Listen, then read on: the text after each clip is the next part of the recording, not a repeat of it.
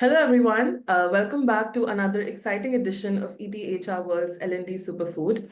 In our previous episodes, we've dived deep into remarkable insights for the L&D community, and today's Power Pack meal promises to be just as nourishing for your learning and development journey. Similar to how superfoods deliver a range of health benefits in just a single bite, our 10-minute episodes are crafted to offer quick, actionable insights that spark innovation and drive progress in the dynamic world of L&D. As industries around the world undergo rapid transformation, the role of L&D has become essential.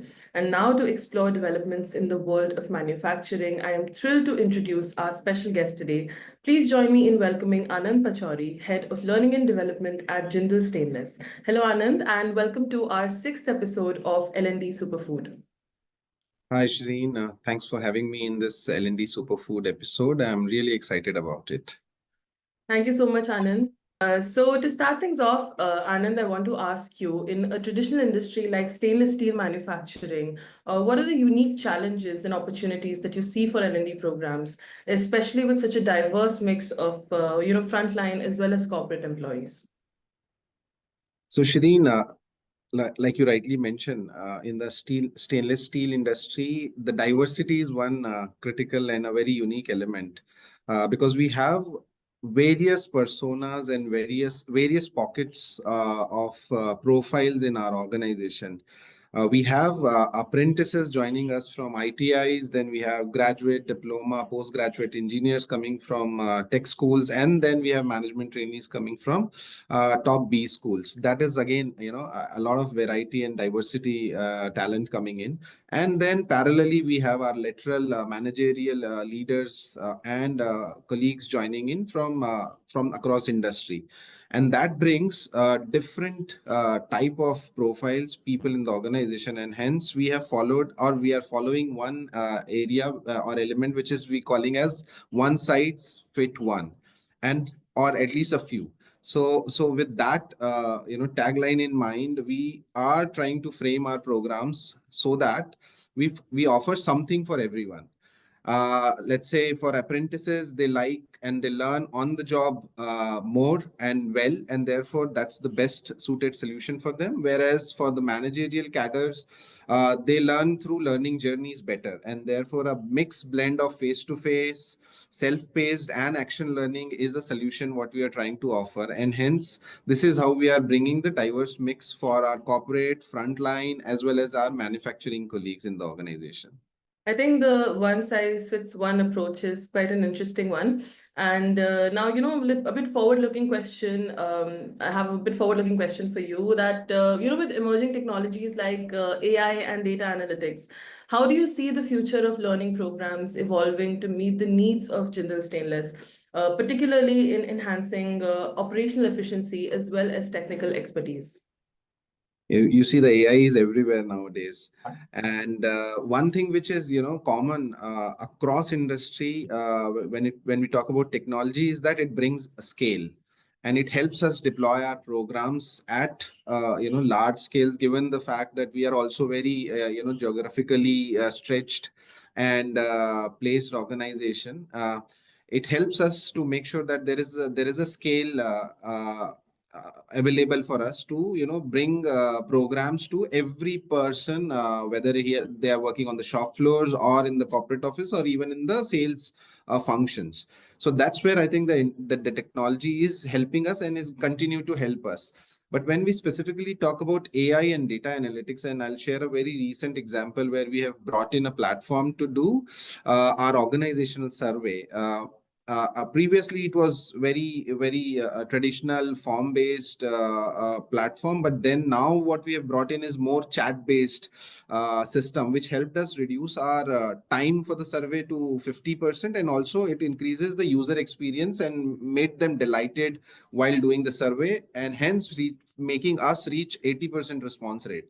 While for user it is easier and much better, for us what it brings at the back of the platform is a huge structured form of data, and not only data but also a lot of insights and then action plan which is coming out of its AI engine. So now I'm just going to move forward to my next question. Yeah, And I sure. just want to know your thoughts about this, that, how does one promote a learning mindset among their workforce, and particularly when working, in your case, with highly experienced but traditionally trained employees?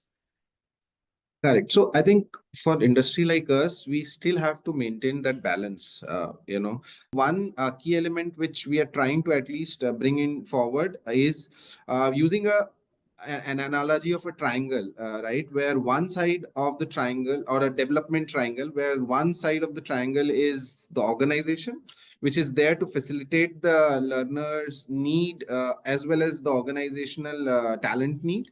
Then on the other side of the triangle is the manager, who is there to support and carve out a career and a development path for the team member or the subordinate. And the third side of the triangle is the individual, who who needs to take that ownership of his or her own career, or his or her own development. That actually is quite interesting that you're incorporating people as well into your triangle model.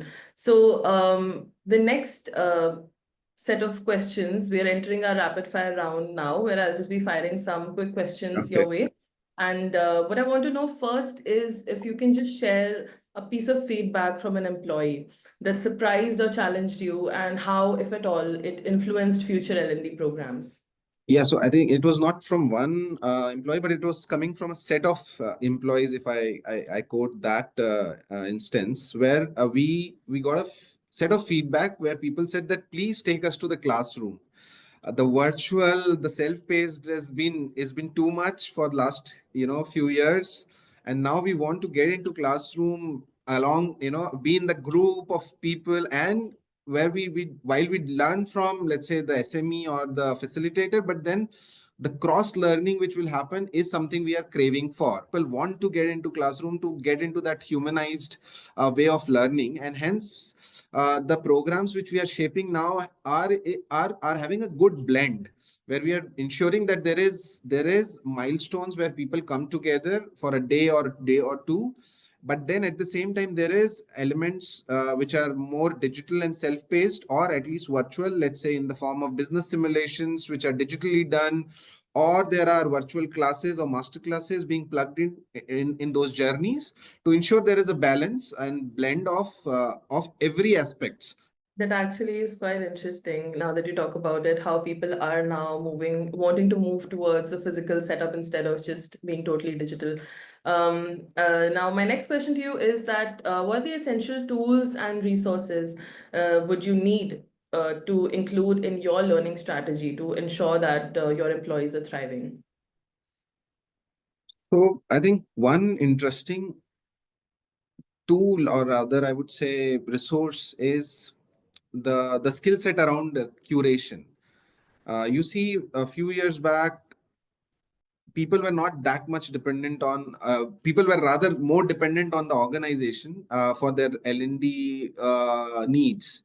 But now there are a lot of open source content available, and hence for the vanilla skills and vanilla learning needs, they go simply to YouTube or any other platform to learn about it. But then when we talk about shooting sharp, that's where they look at organization, and therefore the need of curation come into picture. How do you curate more fruitful experiences, learning experiences for people, is something which I think is going to be a new trend in the learning and development space, and that is where I would like to have more essential tools and resources which help us to curate better content for people. So now my next question to you, and the last question for this interview, is that how do you see the role of L&D evolving in your industry over the next 5 years, particularly in response to the rapid advancements in technology as well as sustainability efforts? Yeah, and so we have been through a quite a journey. When I started my career, the setup used to be called training centers, and today we are I am part of learning COE. And what I see the future is more towards integrated talent approach, where I see talent acquisition, talent development, and talent management coming together and working hand in hand. Given the fact that there is a talent scarcity in industry like us, like I said, stainless industry is um, uh, very unique and niche, and hence we don't get uh, talent from the industry with a rich experience in the industry, and hence to in order to make sure that there is a talent pipeline within the organization, there are homegrown leaders and technocrats. This integration among the three talent functions are something which is important and something which is going to happen in the future.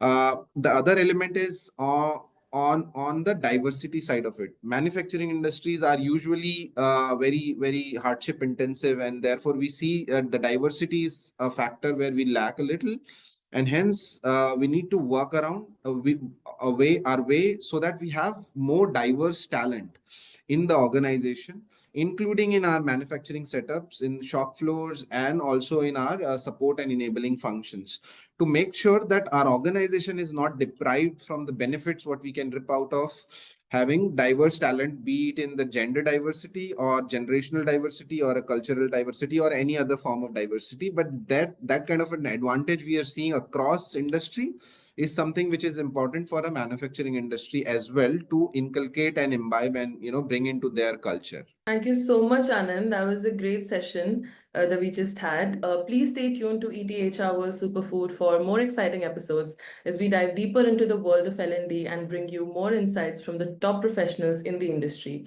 Catch our other episodes from the series on our YouTube channel in our L&D Superfood playlist. And until next time, keep learning and keep growing. Thank you.